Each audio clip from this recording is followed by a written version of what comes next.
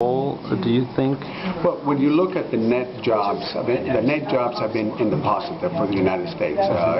Trade has helped. NAFTA has definitely helped. The situation is that there's some people that want to change that, and my thing is, because they're saying that in other parts of the country they've been hurting. I don't know if they can tie it directly to NAFTA. There's other countries out there, but they're tying it up to NAFTA. And my thing is, we can still help the other part of the country where we can retrain, we can educate workers, help them build their businesses in another direction instead of taking jobs away. Why do we have to take away jobs from the border to provide them somewhere else? I think we can have a win-win situation, help that part of the country, but don't affect the fountain of jobs that have been so good here in the border. If you recall, years ago, the border used to have double-digit unemployment. Now we have single-digit unemployment. It's gone up a little bit because of the overall economy, but we've gone from double-digit unemployment to double-digit to one single-digit unemployment.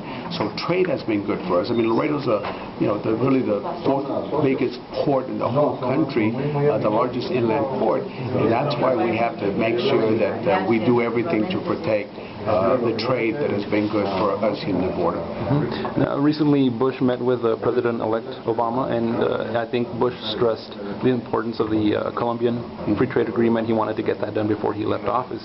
But what businesses do you see benefiting from the Colombian free trade agreement? Small businesses and medium-sized businesses. And if you look at it, most of the businesses who are dealing with Colombia are small and medium-sized businesses.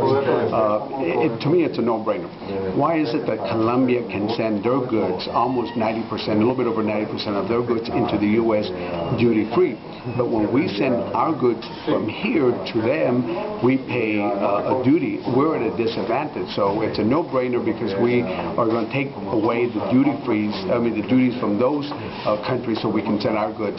If you look at the economy right now, the part that has done better in our U.S. economy has been the exportation, the exports. Not only the manufacturing, not only the services and the trade, and that's been the area that's done well. So we have to make sure that we provide fair trade, and I believe in fair trade, but we cannot close the doors, just like we did in 1932 when we put those high tariffs. And look what happened when they had it, the high tariffs. We went into a depression, and we certainly don't want to go into that direction. Okay. Right now, the automakers in Detroit, they're hurting. They're saying that bankruptcy is really not an option.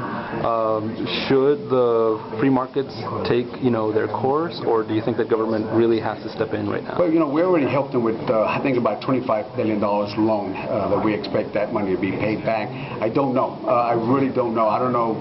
How much we keep going? I think there's got to be a limit sometime. We would have to look at that. That's something that we're going to look at right now. I'm still, looking at that. I haven't decided what we're going to do on that. But keep in mind that we already helped them with $25 billion, and for them to come back again, we really have to rethink this one very carefully. I'd rather, if we're going to be helping, we ought to be helping the small businesses. The small businesses that do create 3/4 of all the jobs that we have. Do you foresee any cuts in spending? I think there has been talk about maybe cuts in military spending. Do you think that will happen with the new administration? Well, we certainly expect to have cuts. We don't know exactly where.